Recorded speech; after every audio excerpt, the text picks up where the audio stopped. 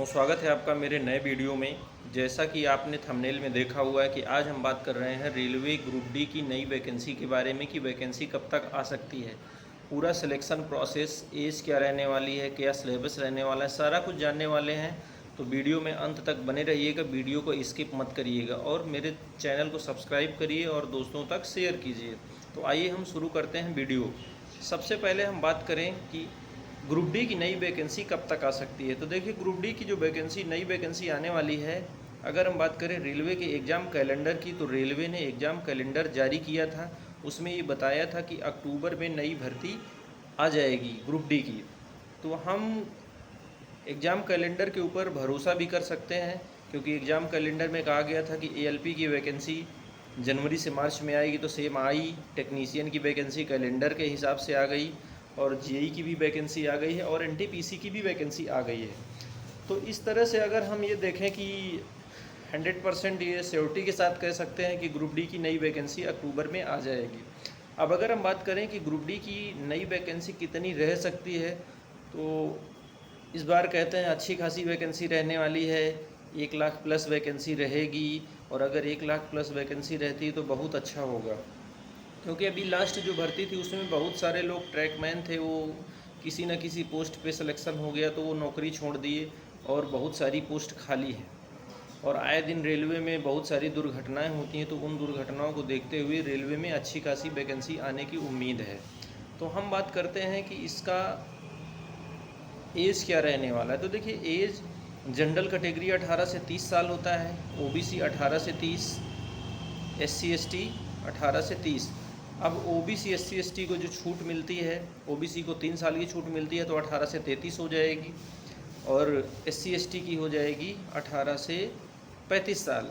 और कोरोना की वजह से जो 3 साल का एज में ग्रेस मिल रहा है, छूट मिल रही है, तो उसके अकॉर्डिंग देखा जाए तो जनरल की 18 से 33, ओबीसी 18 से लेकर के 36 साल तक और एससी एसटी की हो जाएगी 18 से लेकर के 38 साल तक। तो ये एज लिमिट रहने वाली है। अगर हम बात करें कि इसकी क्वालिफ़िकेशन क्या रहेगी, तो क्वालिफ़िकेशन की बात करें तो रेल मंत्रालय ने अभी कुछ दिन पहले एक नोटिस जारी किया था और नोटिस में ये कहा था कि इस बार आईटीआई वालों को मौका मिलेगा और ग्रुप डी में आईटीआई वाले बच्चे ही फॉर्म फिल कर सकते हैं। तो उस नोटिस का मतलब यही था कि मैक्सिमम पोस्ट आपकी आईटीआई वाले बच्चों के लिए रह सकती हैं और 15 से 20% पोस्ट ही जो नॉन सेफ्टी कैटेगरी की होंगी, जिनका नेक्स्ट टाइम पे प्रमोशन जो होता है वो टेक्नीशियन में नहीं होता है।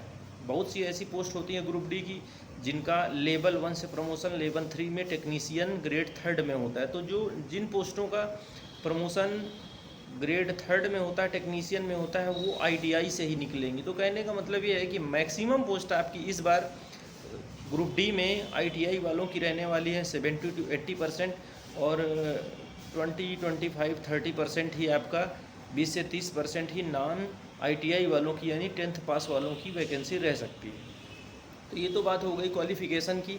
अगर हम बात करें इसके सिलेक्शन प्रोसेस की कि क्या सिलेक्शन प्रोसेस रहने वाला है, तो सबसे पहले आपने फार्म फिल कर दिया और फार्म हमको बहुत सही तरीके से भरना है। जैसा कि अभी आप देख रहे हैं कि एएलपी टेक्नीशियन का रिजेक्शन का मैसेज आ रहा है कि बहुत सारे बच्चों के फॉर्म रिजेक्ट हो गए हैं फ़ोटो को लेकर के, सिग्नेचर को लेकर के। तो रेलवे में फ़ोटो और सिग्नेचर का बहुत बड़ा इंपॉर्टेंस है। आपको अच्छे से फ़ोटो और सिग्नेचर सही से अपलोड करने चाहिए और फॉर्म हमारा रिजेक्ट ना हो, क्योंकि रेलवे के सिलेक्शन प्रोसेस में कहते हैं कि 10% तो आपका नौकरी मिल गई जब आपने फॉर्म ही भर दिया। 10% अगर आपका फॉर्म एक्सेप्ट हो गया तो अब 90% ही मेहनत करनी है। तो सही से फॉर्म फिल करवाना है। तो फॉर्म फिल करने के बाद आपका एग्ज़ाम होगा, रिटन एग्ज़ाम जो 100 क्वेश्चन का होता है, उसमें मैथ, रीजनिंग और साइंस का वेटेज अच्छा खासा होता है।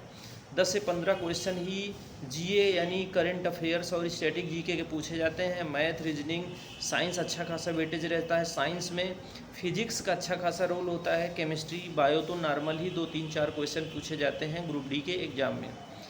जैसे ही आपका प्री एग्ज़ाम हो जाएगा यानी सीबीटी हो जाएगा, 100 क्वेश्चन 90 मिनट में 100 नंबर का, फिर उसका रिजल्ट आएगा। रिजल्ट के बाद आपका होगा पीटी, फिजिकल इफिशिएंसी टेस्ट, यानी रेस होगी तो फिजिकल में आपका दो टाइप का फिजिकल होता है। एक होता है 35 किलो की जो बोरी होती है, उसको 2 मिनट में आपको 200 मीटर रखना होता है।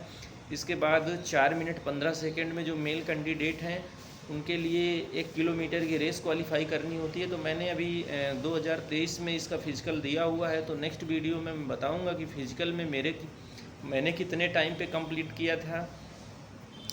तो ये फ़िज़िकल होता है और आप फ़िज़िकल पास करेंगे।